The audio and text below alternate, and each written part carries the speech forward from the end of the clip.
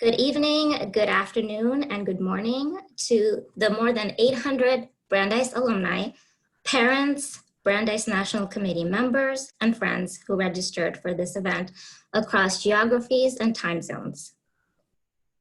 Today's event is being co-sponsored by the Brandeis National Committee and the Brandeis University Alumni Association. My name is Danya Kondaker. I am the staff here at Brandeis National Committee. Before I introduce our speaker, I want to share a few housekeeping items. This event is being recorded and can be viewed at a later time in our virtual events library on the Brandeis website. There are a lot of exciting virtual events taking place throughout the fall from Brandeis, so please be sure to check your email for the weekly virtual programming e-newsletter and on our social media.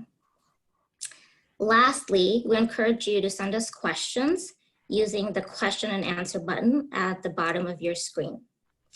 We will leave time at the end of the talk to address some of your questions. So without further ado, it is our absolute pleasure to introduce our speaker today, Billy Flesch, Professor of English at Brandeis. Professor Flesch received his BA from Yale and his master's and PhD from Cornell University. In the Brandeis tradition of interdisciplinary coursework, Professor Flesch is a member of 3 academic departments: comparative literature, medieval and Renaissance studies, and English. The courses he teaches include Introduction to Literary Method, Victorian Poetry, Classic Hollywood Cinema, Romanticism, Byron, Shelley, and Keats, and of course, Shakespeare. He's a recipient of 2 Brandeis Teaching Awards, the Michael L. Walzer Award for Excellence in Teaching, and the Lerman Neubauer Prize for Excellence in Teaching and Mentoring. We are excited that he's able to join us here today, and we look forward to learning from him.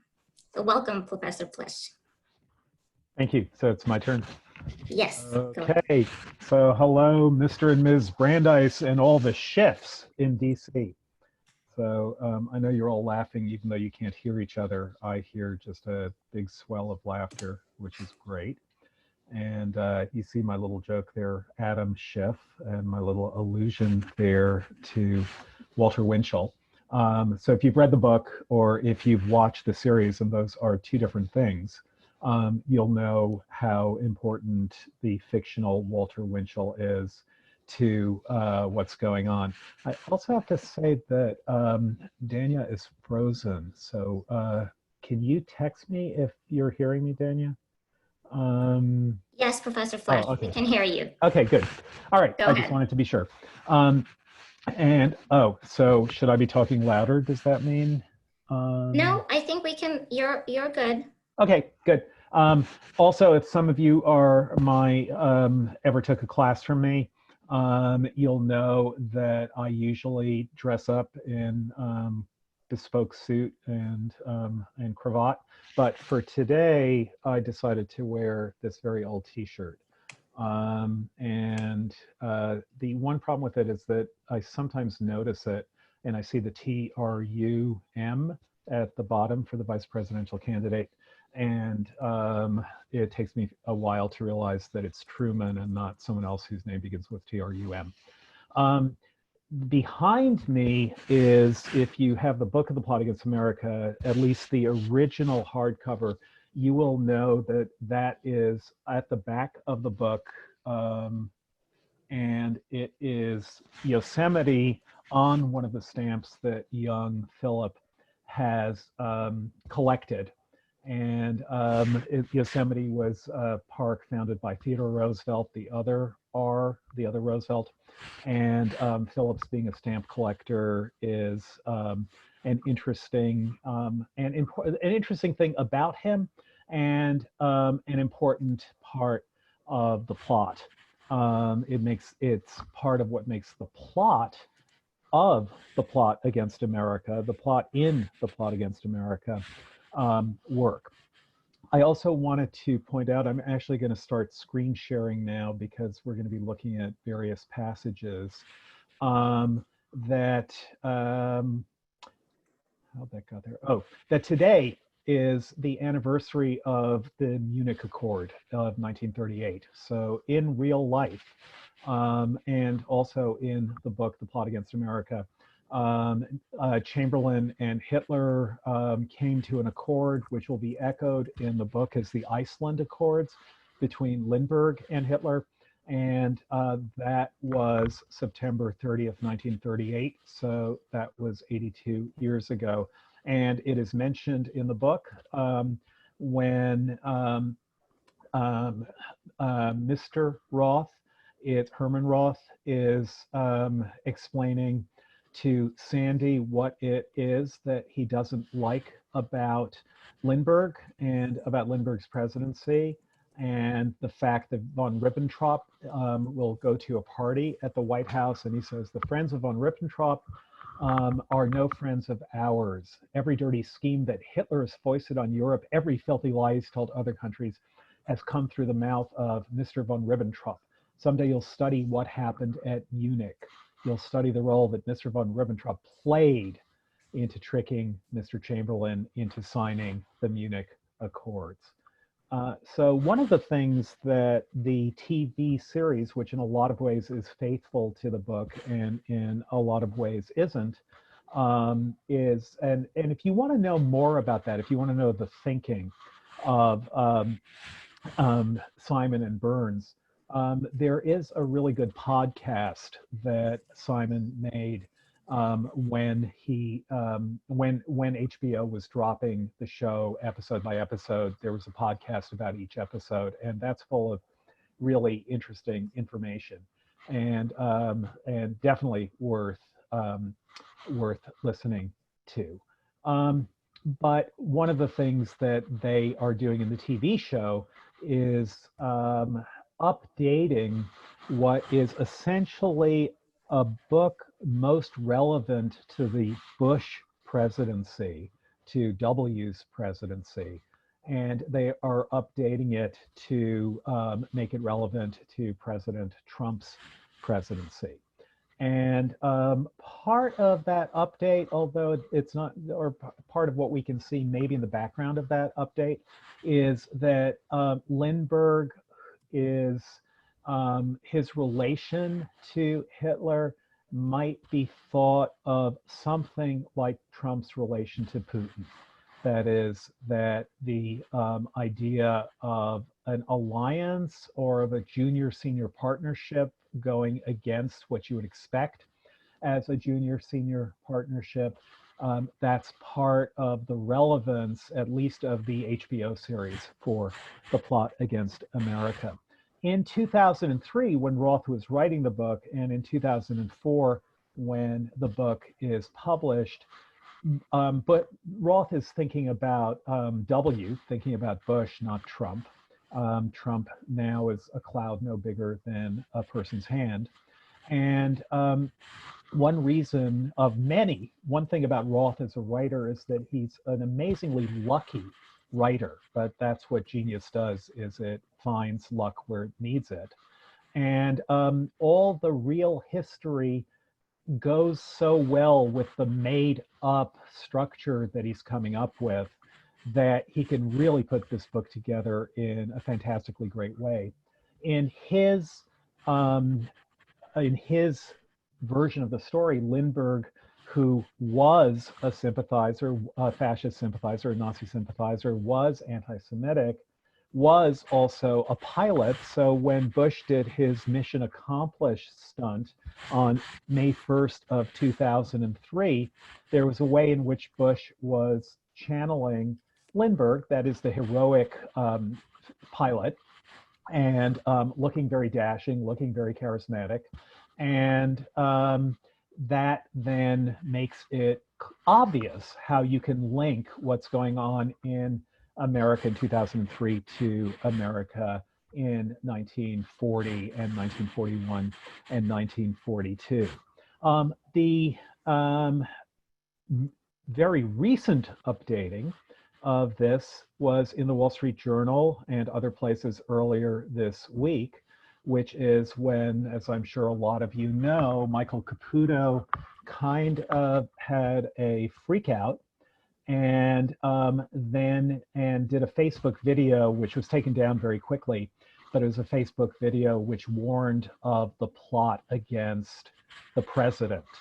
And so that would be President, not Truman, but Trump. And Truman was the vice president who became president. Some of you may remember that Lyndon Johnson was vice president who became president. So is George H.W. Bush. Who knows if that'll ever happen again, an ex-vice president becoming president. But here there is a plot against the president, and then there's an apology for that. The title of the book, The Plot Against America, is a title which is interestingly ambiguous and says something about the way political struggle works, especially there's the famous line that war is politics by other means. Politics is also war by other means. And part of that, the way that war or that politicking or that attempt to claim the high ground, which is a military idea of claiming the high ground, takes place, is to accuse the other side of what the other side wants to accuse you of. Roth gets this. So in The Plot Against America, the phrase, it's always a joy when you're reading a book to come upon the phrase that gives it its title. But that actual phrase, The Plot Against America, appears twice, and it is used once as the plot against Lindbergh and his administration, against Burton Wheeler, and then used another time earlier as the plot against America that Lindbergh is fomenting. It's the fascist plot against America, according to FDR, or it is the insurrectionary plot against the administration, according to Burton Wheeler. So the title itself, what the plot against America is, we don't quite know, but there is one. And it is something that both sides are claiming the other side is involved in. So there's the fascist plot against America, there's the Jewish plot against America, to go to another, to go to Burton Wheeler's phrase in the book. So that's part of what the political interest of the book is about, but it is, and I'm going to be talking mostly about the book. If there's time, I'm going to show you a clip and compare it from the series and compare it to a moment in the book. The differences are very interesting. One of the things that David Simon says in the podcast is that Roth is not writing the kind of thing that a TV show and a TV series needs in terms of how plot develops, how plot resolves itself. So they had to invent stuff. And there are going to be spoilers here. I just have to warn you, a lot of spoilers. Among the things they invent is they make Alvin a much more interesting, well, no, he's really interesting in the book. That's the wrong way to put it. They make Alvin someone whose role in the world turns out to be much more important than his role in the world in the book is. In the book, he's an idealist who gets disappointed and crushed and embittered.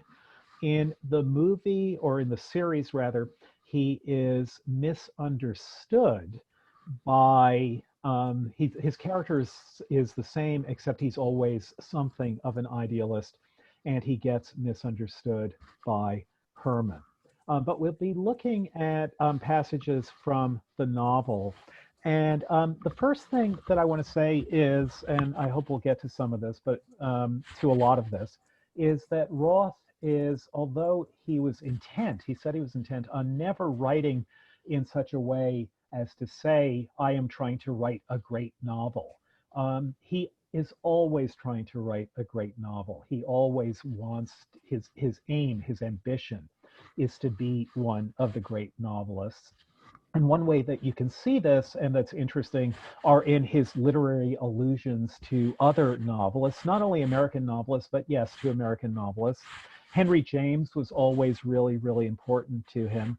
Gore Vidal, in an odd way, is at the back of Roth's American History series, of which The Plot Against America is a counter history. But if you think of American Pastoral or The Human Stain or I Married a Communist, or Indignation, which is about the Korean War, or Nemesis, which is about the polio, the plague of polio in the United States. Roth is interested in how his life and human and American history overlap, and what he could observe as Philip and what he now observes as Roth.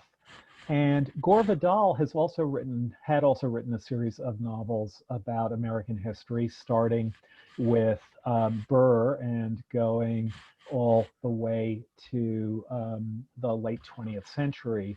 And there's a way in which what Roth is doing is saying Vidal, who was somewhat credibly accused of anti-Semitism, um, how to do it right, and how to do a version of American history which is all American and all Jewish, because it's the experience of one group of people in America.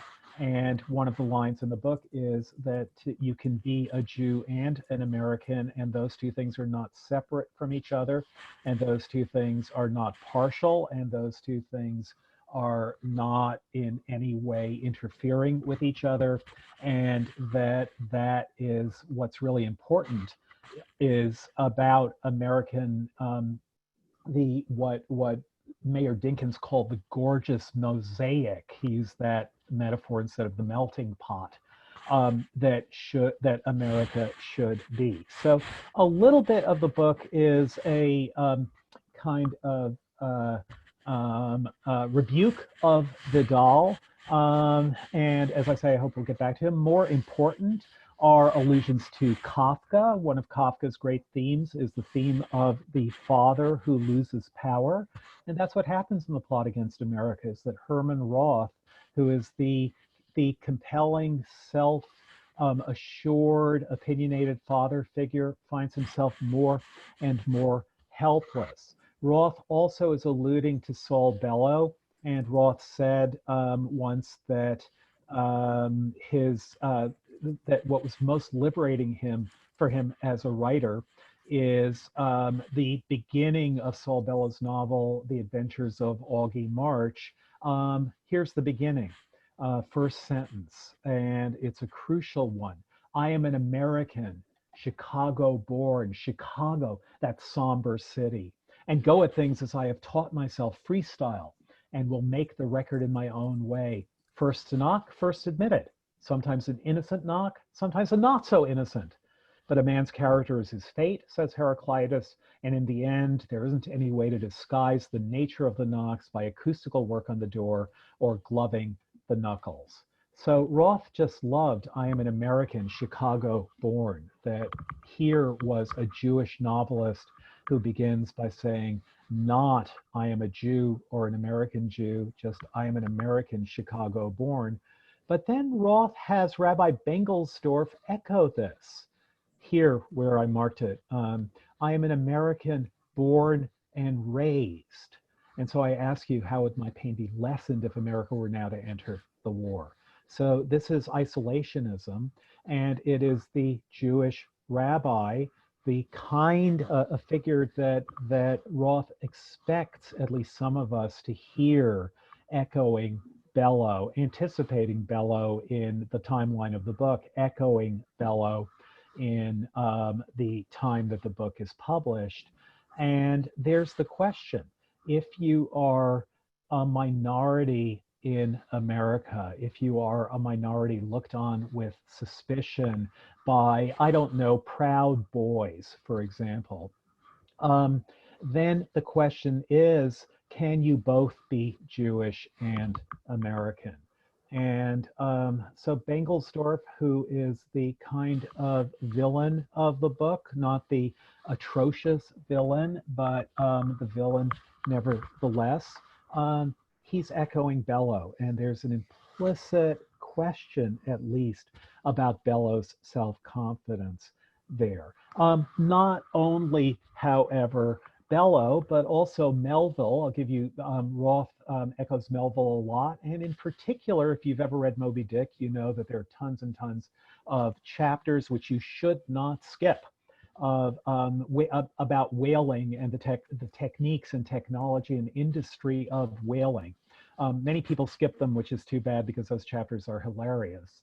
And Roth, in his later books, got very, very interested in the minutiae of American industry, in glove making, in butchery, in puppetry. In The Plot Against America, he gets really, really interested in, well, in how groceries work, in butchery, and also taking off from that in amputation, in the pathology of amputation, the explanations that he gives you of what happens when Alvin's stump breaks down. And he really does his research. And that's something that is part of an American tradition, not a Jewish tradition, but American tradition. Dickens is also really important in Roth, important in The Plot Against America, where we have so many orphans. We have Selden the orphan, we have Alvin the orphan, we have the home for orphans and the orphan that young Philip wants to be. And the last word of Melville's Moby Dick is the word orphan. The idea of orphans is a Dickensian idea, but also a Melvillian idea. There's a character in Melville who has exactly the same name as a character in Dickens's Great Expectation. That's the character of Pip.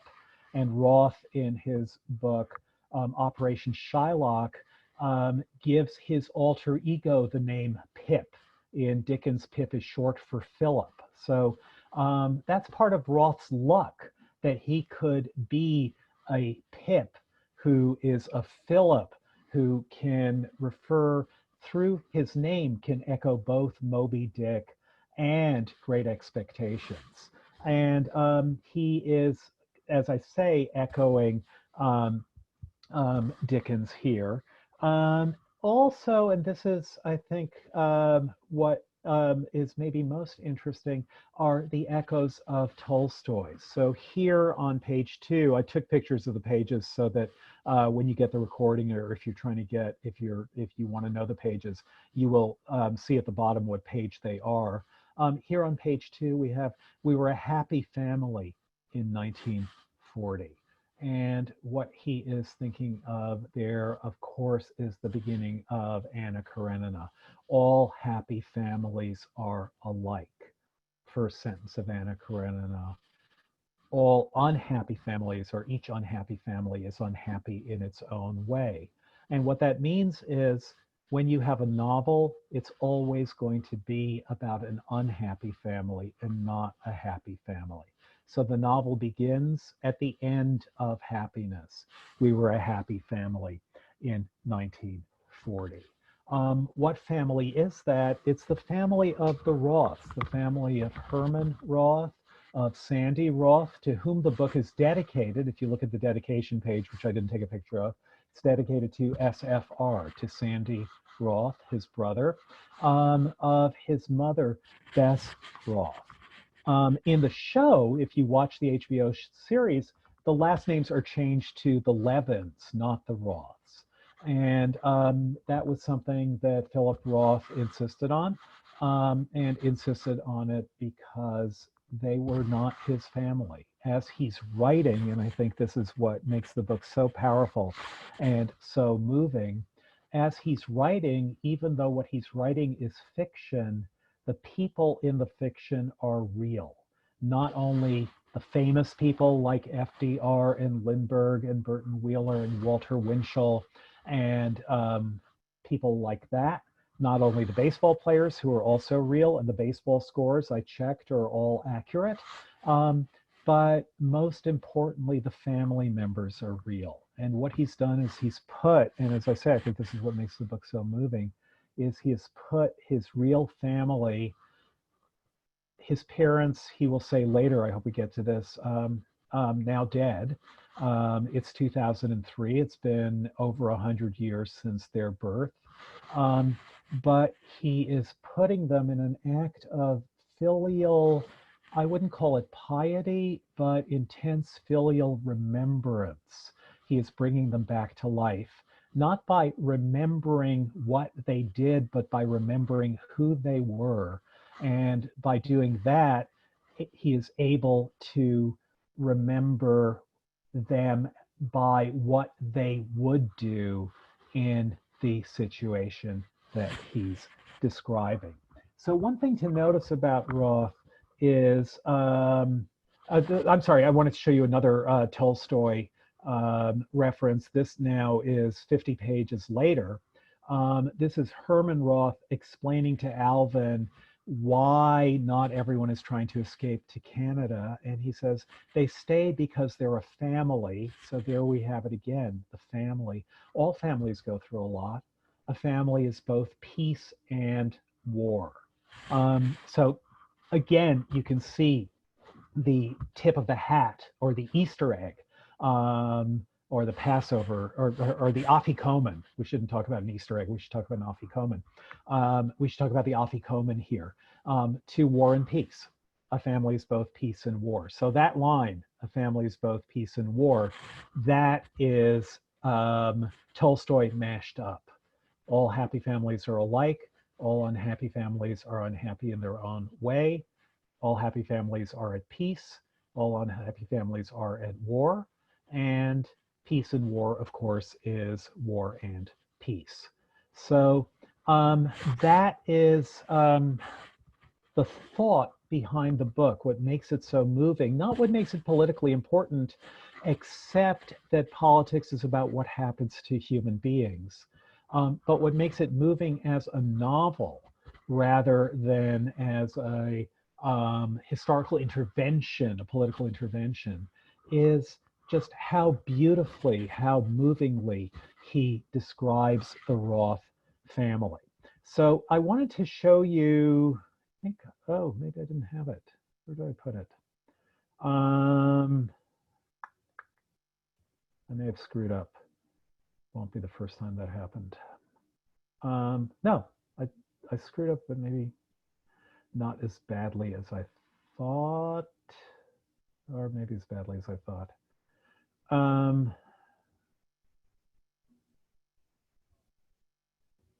Give me, oh, here we go. I wanted to show you what appears across from the title page of the book, which is a list of books by Philip Roth. And the way he lists those books is by category. And this is just the way that I want to make this point, that they're the Zuckerman books, which are the books in which Nathan Zuckerman is the narrator, sometimes the main character, not always.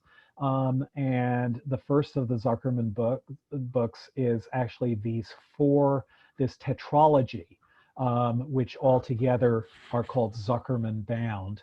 The Ghostwriter is about Anne Frank, and it's a counter history where Anne Frank has survived. Then another Zuckerman book, The Counterlife. Then the three historical books, American Pastoral, I Married a Communist, and The Human Stain. Then, and this is what I wanted to point you to, the really interesting Roth books, because the Roth books include The Facts and Patrimony. And those are presented as straightforward memoir, what really happened to Philip Roth. Then there's a book which is obviously fiction, The Plot Against America. Then there are books that we know are fiction, but we are not 100% sure. There's a 1 in a million chance that Operation Shylock is not fiction. If you go to the very end of Operation Shylock, the main character is named Philip Roth. If you go to the end, it has the disclaimer. everything in this book is fiction, and any relation to real events is purely coincidental. But at the end of the book, Philip Roth has to sign a contract with Mossad agreeing to put that disclaimer outside of the narrative itself. So the book itself says, don't believe the disclaimer. In the book, Philip Roth works for the Mossad. He then has to disclaim it, and he does disclaim it, but do we believe it? In Deception, Philip Roth is writing about what looks like a diary of his own adultery, which gets found by the Claire Bloom character. And he says, no, it's not a diary, it's a novel.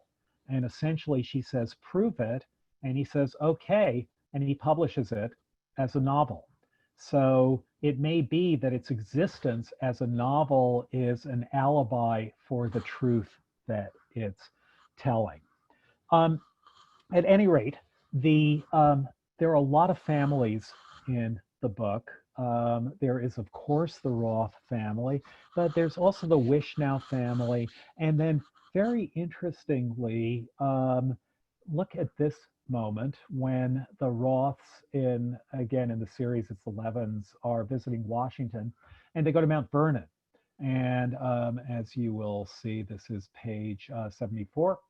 They go to Mount Vernon, and Mr. Taylor, who is this wonderful guide, one of the righteous of the nation, is taking them around and explaining things. He's a tour guide.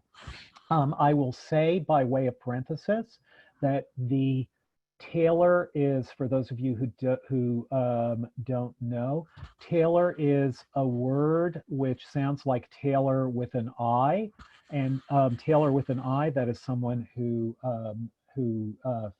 cuts and fixes clothing. The Russian word for tailor is Portnoy. So here's another little afikoman in the book, that there's a kind of American allusion to Portnoy. So Mr. Taylor is showing Mount Vernon and says, Bessie says, oh, this is the real house where George Washington lived.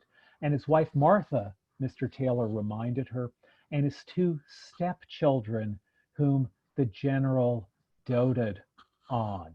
And notice we then immediately get to the stamps. I didn't know that my younger son has Martha Washington on a stamp.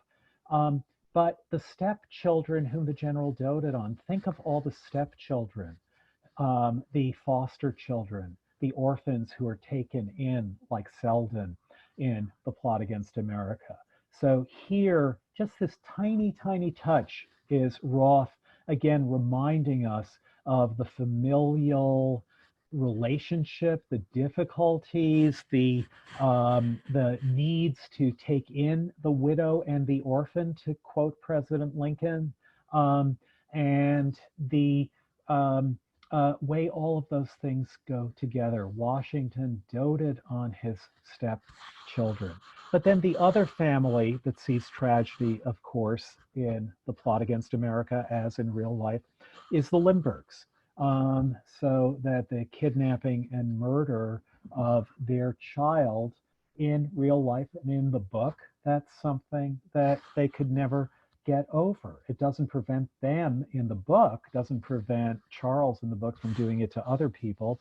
But that's another aspect of the book.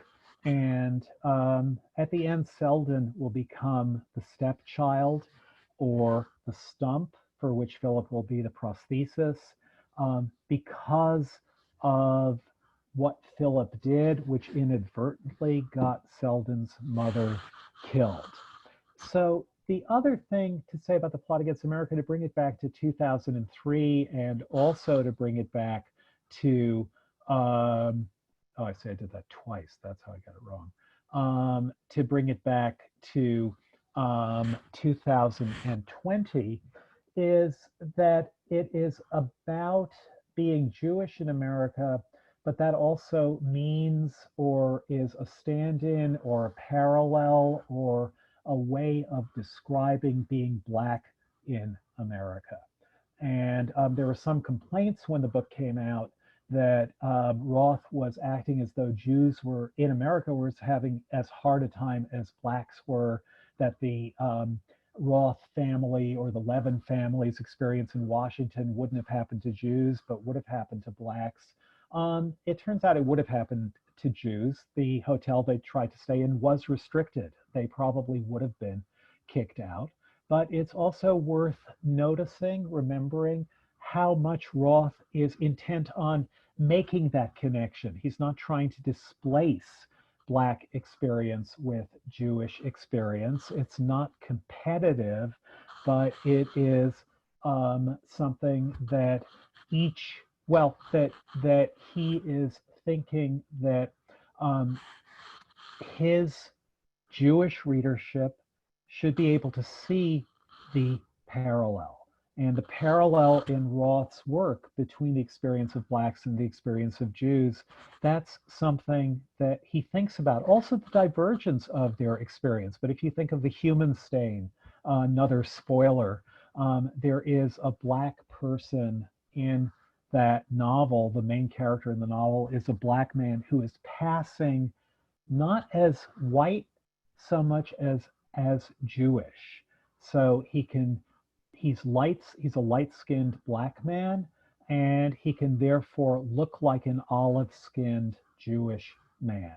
And so passing as a Jewish man, yes, his life is easier than if he is known to be Black, but it also means that there is an overlap, a reasonable overlap in not only their relation to the rest of America, but a reasonable overlap in their own experience and in being able to call upon their own experience to know what the experience of the other group is like. In The Plot Against America, what Philip suggests to Sandy when Sandy is doing the Arbor Day poster, Philip has a stamp that he thinks Sandy should model it on, but Sandy adds a Black man to the poster, a third figure in the poster. And that is, again, adding, alluding to, making sure that the importance of the sense of persecution, that some lives don't seem to matter to those in power, but that those lives do matter too.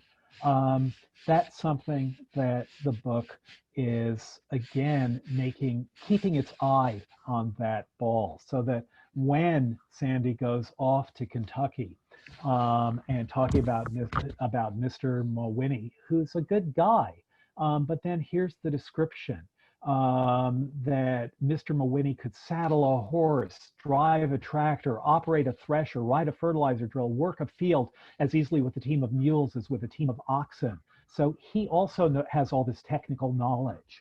He could rotate crops and manage hired men, both white and Negro. He could repair tools, sharpen plow points and mowers, put up fences, string barbed wire, raise chickens, dip sheep, dehorn cattle, slaughter pigs, smoke bacon, sugar cure ham.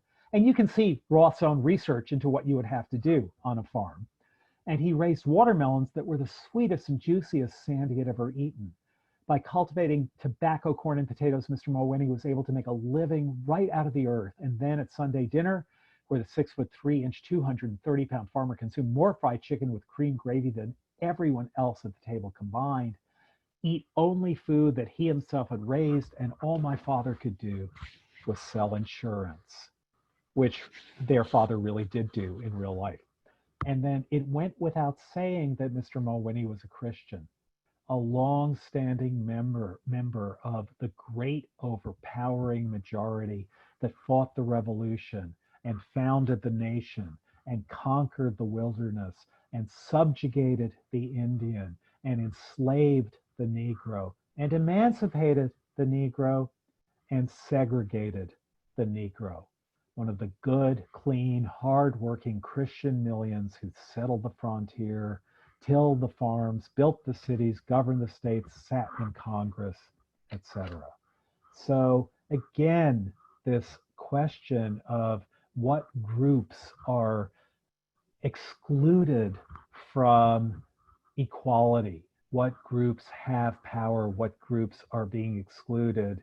That's explicitly here being connected to the experience of Black people in America, enslaved and then emancipated and then segregated.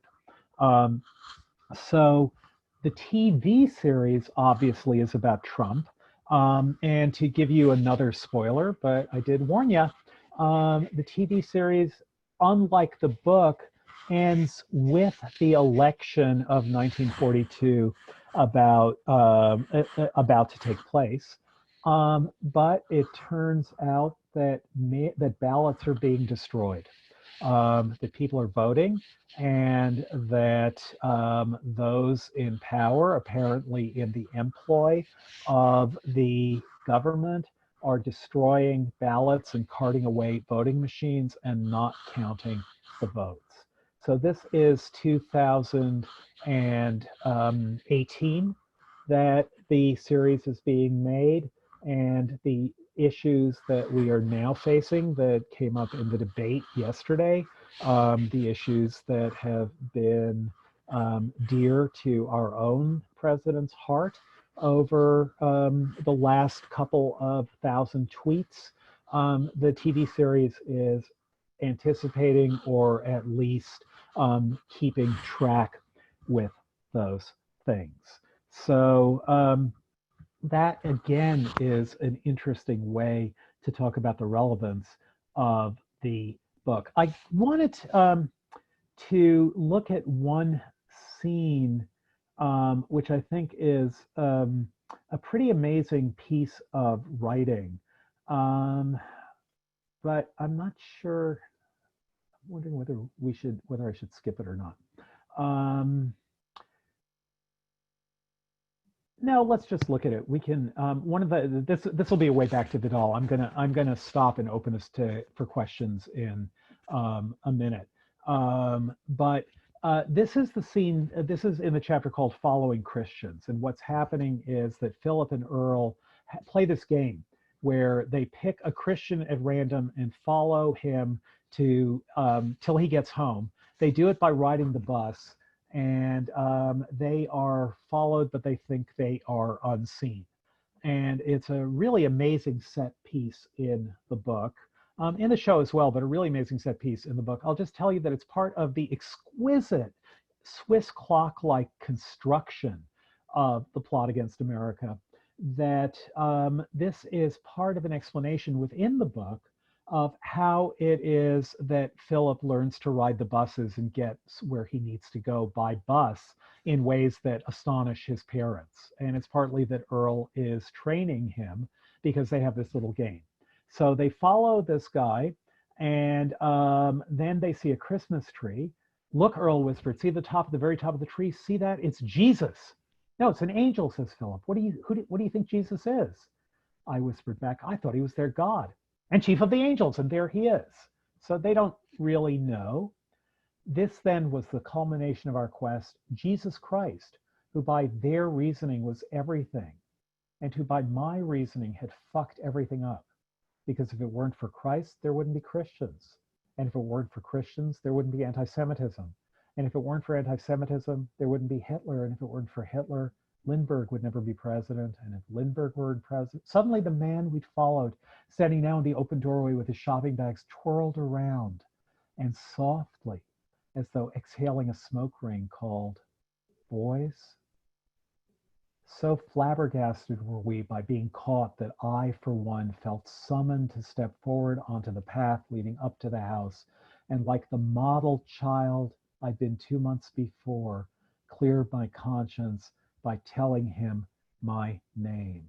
And the model child, that's what Philip will no longer be. This is a book about his loss of innocence. He is trying to be the best boy in the world, he puts it earlier, in trying to help Alvin. He's trying to be a better boy than he could possibly be. So I wanted to clear my conscience by telling him my name. Only Earl's arm held me back. "Boys, don't hide. You don't have to," the man said. "What now?" I whispered to Earl. "Shh," he whispered back. "Boys, I know you're there. Boys, it's getting awfully dark, he warned in a friendly voice. Aren't you freezing out there? Wouldn't you like a nice cup of cocoa? Inside now, children, quickly, inside now, before it snows. There's hot cocoa, and I have spice cake, and I have seed cake, and gingerbread men.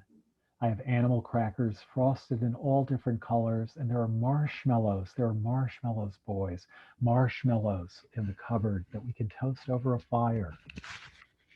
When I again looked at Earl to find out what to do, he was already on his way back to Newark. Run for it, he shouted in the upper shoulder. Beat it, Phil, it's a fairy. So obviously this is a kind of grotesquely comic scene, but it's also a very serious scene. The seduction of this man who may be trying to help them, who may see that they're in trouble, but the way he can convince them is a little stronger than that. And what we have here, I think, is not a fairy, but a figure out of fairy tales, that is to say, a witch. And this is telling us that the book, in a sense, is a fairy tale. And like fairy tales, remember that Evelyn is going to think of herself as Cinderella when she gets to the White House. Later, she's going to think of herself, or rather, Philip is going to think of her as Thumbelina when she embraces him. Like a fairy tale, the book, not the show, but the book ends with Lindbergh disappearing. And it's just like in Hansel and Gretel, when Hansel and Gretel return home after defeating the witch, after pushing her into the oven, after she offers them all sorts of good things to eat, seed cake and hot cocoa and spice cake and gingerbread men. And they get home and they find that the stepmother, who is the source of everything bad that happened to them, has died, has disappeared, is gone. In the book, that's what happens to Lindbergh. In the show, it turns out Alvin is part of a plot against Lindbergh, and that Lindbergh has been, British intelligence essentially has managed to make him disappear. So I'll just say, just to finish with this, that I think that's another Gore Vidal moment. So the pilot who did disappear, the great pilot who just disappeared into thin air, was Amelia Earhart, and that putting Lindbergh and Amelia Earhart together, that's a standard, a set of heroic early mid 20th century pilots to think about. Lindbergh never disappeared, but Amelia Earhart did. But one really interesting thing that Gore Vidal reports is that Vidal's father was the head of FDR's precursor to the FAA. Vidal's father was a pilot, and he was also a regulator of the skies. And he and Amelia Earhart had an affair. And then maybe about 20, 25 years ago, I don't know if you remember this, a body was found on a Pacific island in Western clothes. And one of the interesting things about the body was that it was a woman's body, but wearing male underpants. And Vidal reports that Amelia Earhart used to fly wearing his father's, that is Gore Vidal's father's, underwear, that she wore them for good luck whenever she flew. So Vidal thinks that that's proof that that really was Amelia Earhart and that she was wearing Gore Vidal's father's underpants. So I think there's, again, a nice tiny, tiny, tiny little bit of afikoman there, which is that having Lindbergh disappear in this historical novel, or this counter-historical novel, is a little bit like another nod at or gesture against Gore Vidal. So as you can probably tell, I can go on forever, but you don't want me to do that. So I'm going to stop now and happy to take questions. Thank you, Billy. So we received quite a lot of questions. We'll try our best to get through them in the time that we have left. So one of the first questions we received is, what is the lesson in the movie about the kind but naive rabbi who seemed to have blinders on? As So, Jews, how careful do we need to be about supporting causes that may have an underlying anti-Semitic theme? so the idea of Rabbi Bingelsdorf, and this is what John Turturro, who played him, this is on the podcast, what he said about him, is that he's playing him like Rumkowski, who was the go-between, the Jewish go-between in Lodz between the Nazis and the Jewish community. And part of the idea was if you try to placate those who are on the verge of oppressing you, maybe they won't. If you play nice with them, maybe you can make things better. And that ended up corrupting him, as it corrupted the capos in the concentration camps, as it corrupted anyone who attempted to mediate between their own community and the Nazis. And it just made the Nazis work easier. And that is the best you can say about Bingelsdorf, is that that's what he's trying to do and that he is a failure. The worst that you can say about him is that he's an opportunist. And he is, not that you would see anything like that in the Trump administration, but he is someone who is being treated by his natural enemies as an alibi to prove that they're not as bad as they're said to be. And he knows that that's happening, and it is happening. One difference I'll just quickly say between the series and the book is the book is entirely from Philip's point of view. The series is from the point of view of 6 different characters. So every scene in the series has one of 6 different characters in it. And those 6 characters are essentially all the Levin family. So the 6 characters are Roth and Sandy and Bess and Herman, but also Evelyn and Alvin. And so Philip isn't there for a whole large number of those scenes. And that means that they can show the courtship and the marriage of Evelyn and Bingelsdorf in a way that the book doesn't. But in order to make that plausible, they have to make him more humane and human than he is in the book. Thank you. Another question we had was, in watching the show on HBO, I didn't understand the ending, as I have never read the book itself. I don't know if the book ends the same way. If it does, can you please explain the ending?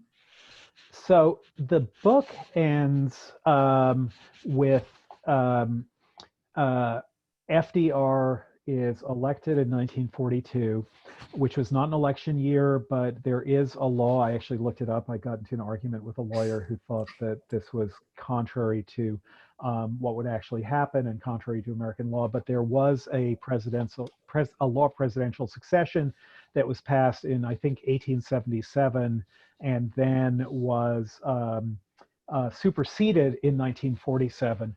And according to that law, and according to a law review article that I read about it, you could have a special election in a case where the president disappeared the way Lindbergh did on and off years. So they have another election in 1942. FDR is elected, and he is a year behind the real FDR, but he's reelected. He's a year behind the real FDR. Okay, Japan attacks Pearl Harbor a year later. FDR goes to war, and by the time we get to 1945, real history and fictional history have merged. The only exceptions being that in real history, Lindbergh and Winchell lived to the 60s and 70s, but in the plot against America, they're dead. But other than that, we've gotten back to the history that we know. One of our viewers wanted to know about the name of the podcast that you had mentioned in the beginning of the talk. I think it's just called The Plot Against America. If you go to Spotify, I'm pretty sure you can find it on Amazon or Apple. Just look for, I'm positive it's Plot Against America, but I'm just gonna make myself even more positive. You can keep asking, but I'm just gonna go look at my Okay. version of Spotify. Another question we had is, has Roth ever addressed the internment of Japanese Americans under Roosevelt? I studied about this under Professor Erica Harth, and Mhm. I'm thinking about it a lot due to recent news about abuse in ICE camps.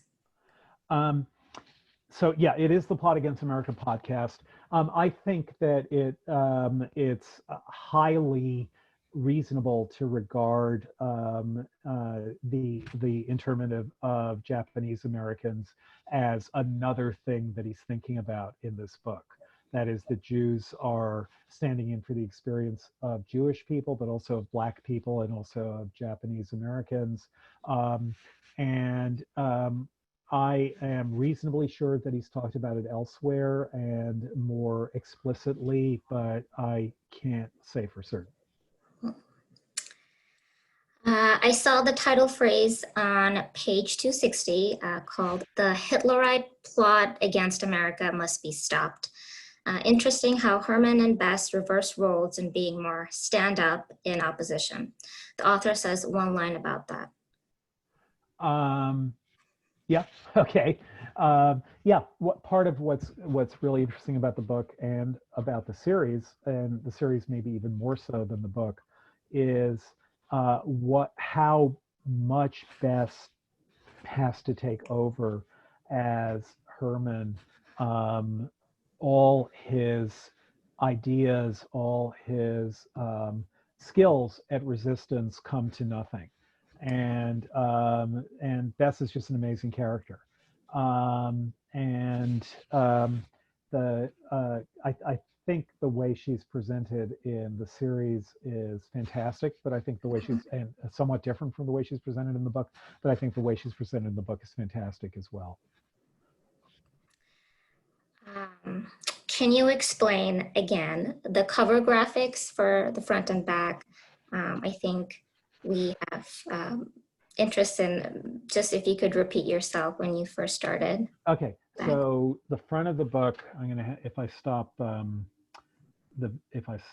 virtual background, it'll be easier to see. So I'm just going to choose none.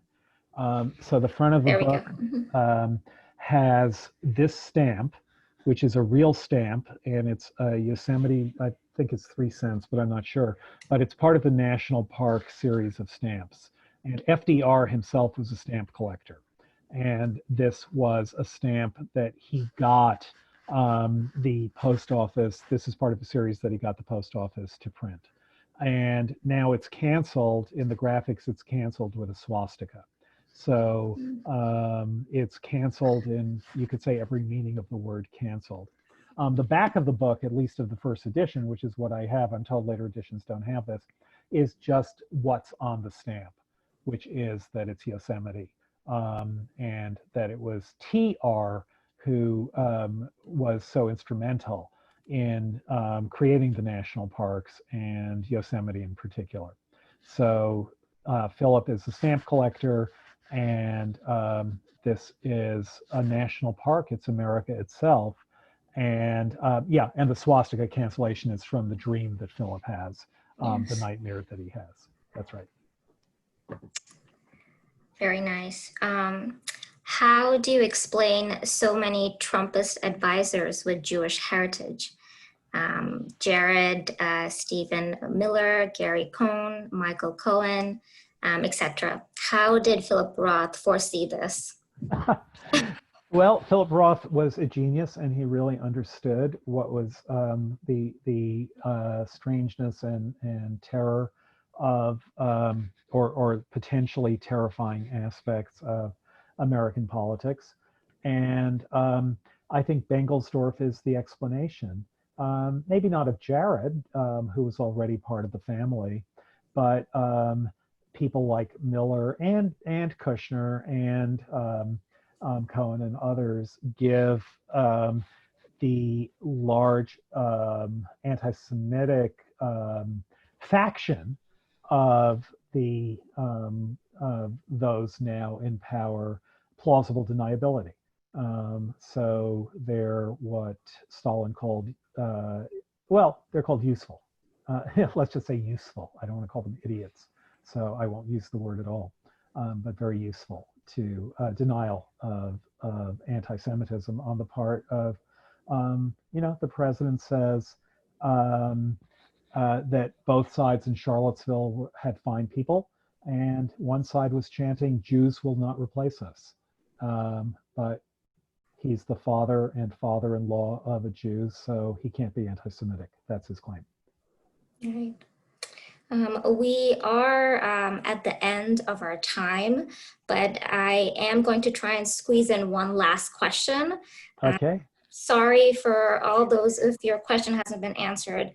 Maybe we can get you in touch with Professor. Yeah, you can email me. Yes, we will do that for you. So our last question, many stories have been told about what may have happened if World War II went wrong, most prominently Philip K. Dick's The Man in the High Castle.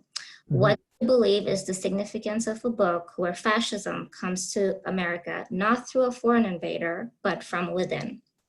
Does it say something more honest or more challenging about America as a nation?